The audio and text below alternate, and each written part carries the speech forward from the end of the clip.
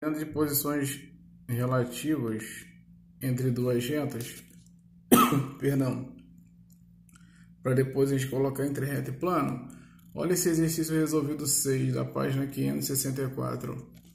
Para a construção do contrapiso de uma pequena área, um pedreiro fixou 3 taliscas, pedaços de cerâmica ou madeira, em posições não colineares do piso ainda desnivelado. A seguir, sobrepôs uma régua de alumínio perfeitamente reta e cada par de talisca ajustando-as com a ajuda de um nível de bolha.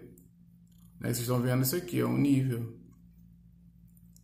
Tá? Para estar nivelado, vocês devem ter observado que tem que estar aqui. Senão, cair para cá, vai estar desnivelado.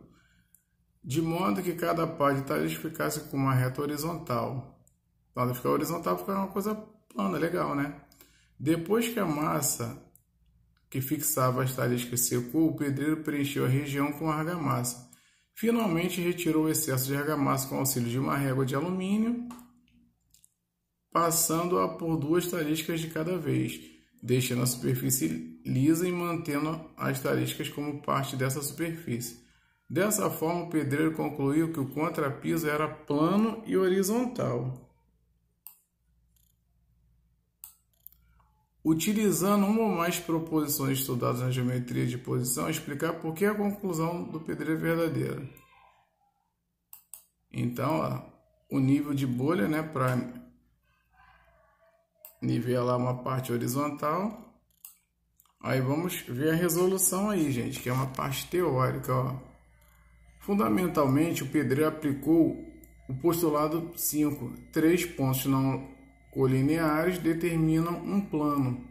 Além disso, como as direções da régua sobre 2 taliscas quaisquer eram horizontais, o plano do contrapiso era horizontal.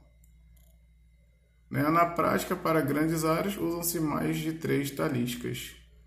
Então, vamos para a página 566, posições relativas entre reta e plano. Vamos lá. Tudo bem?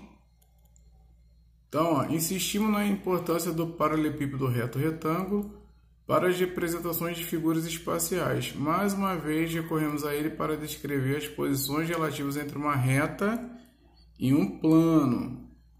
Tá?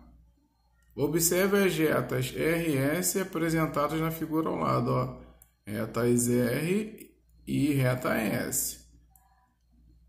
A reta R passa por 2 pontos distintos, ó, ponto A, ponto C, né, do plano do teto da sala. Logo, todos os pontos de R pertencem a esse plano, isso aí. Por isso dizemos que a reta R está contida no plano do teto.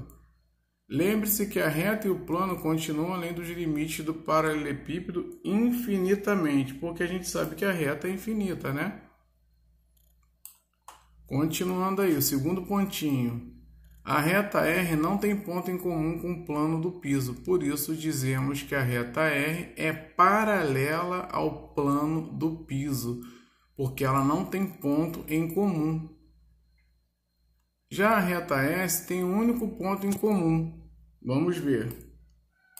A reta S é o ponto D, porque ó, é esse plano aqui superior, que é o teto, como eu já havia lido para vocês. Então, ó, as retas R e S têm um único ponto em comum, ponto D com o plano do teto. Por isso que dizemos que a reta S é secante ao plano do teto. Secante quando tem um ponto em comum. Tá? Essas representações nos ajudam a entender as 3 posições relativas possíveis entre uma reta e um plano no espaço que definimos a seguir. Tá? Então, continuando aí. Ó, reta contida em um plano. Então, ó, reta R contida no plano alfa. R, interseção com alfa, é a reta R. Agora, reta paralela a um plano, tá? não tem interseção, ó. R paralela a alfa, não existe interseção da reta com o plano, ó, porque não tem nenhum ponto em comum, tá bom? Agora nós vamos para a página 567. Reta secante, que a reta secante ou reta concorrente a um plano. Isso acontece se tem um único ponto em comum. Aqui, ó, o ponto em comum é o ponto P, né? Ele está dentro do plano alfa. Se R é secante a alfa, a reta R é secante ao plano alfa porque tem um ponto aqui.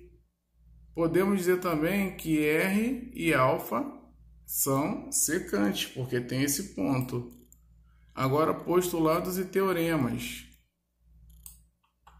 Tá? Um estudo mais apurado sobre as posições relativas entre reta e plano necessita do seguinte postulado. Postulado 11. Se dois planos distintos ou diferentes têm um ponto em comum, então eles tem pelo menos dois pontos distintos. A gente vai ver na figura. Essa proposição, juntamente com outras estudadas até aqui, tem como consequência os teoremas T10. Se dois planos distintos, alfa e beta, têm um ponto A em comum, então a alfa interseção beta é uma reta. Olha o que acontece aqui, ó.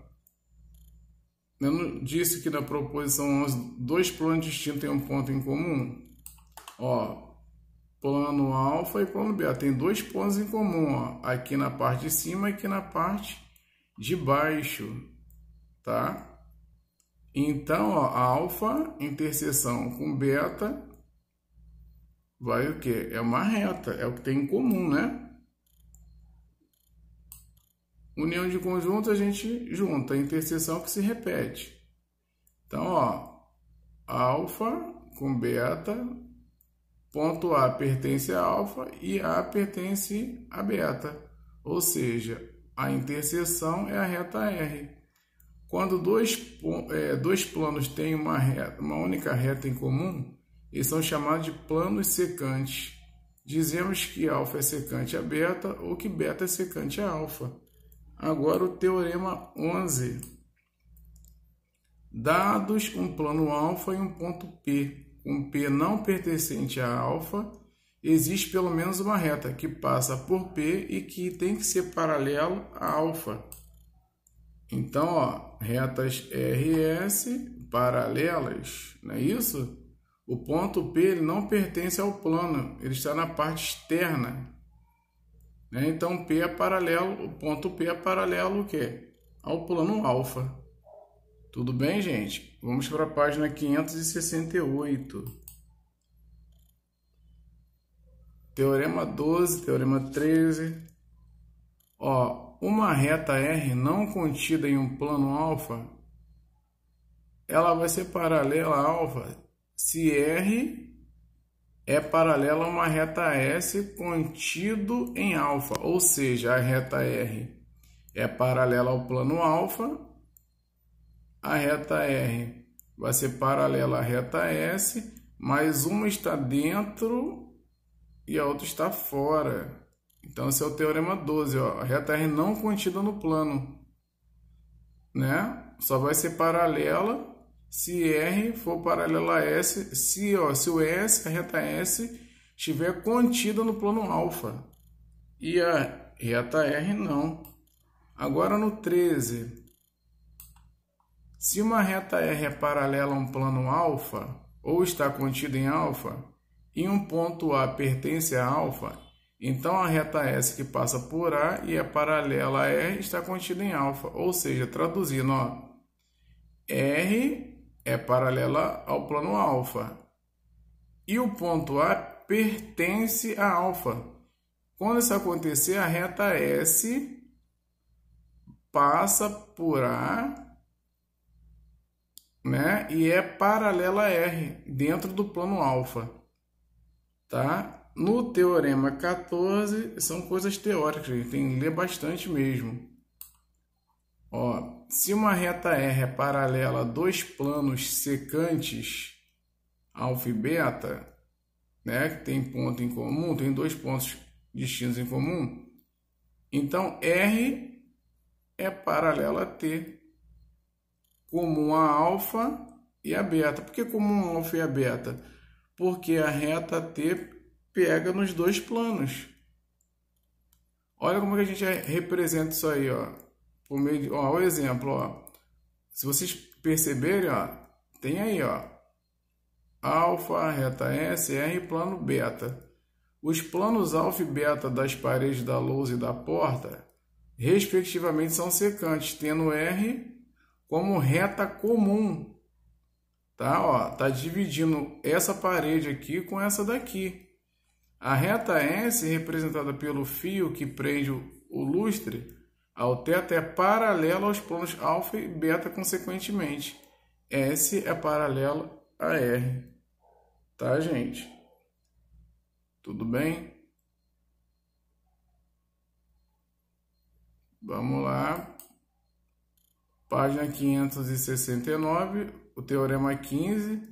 R e S são retas reversas. Então, existe um único plano alfa que contém S e é paralelo a R. Ou seja, reta S no plano alfa e a reta R na parte externa. Tá bom?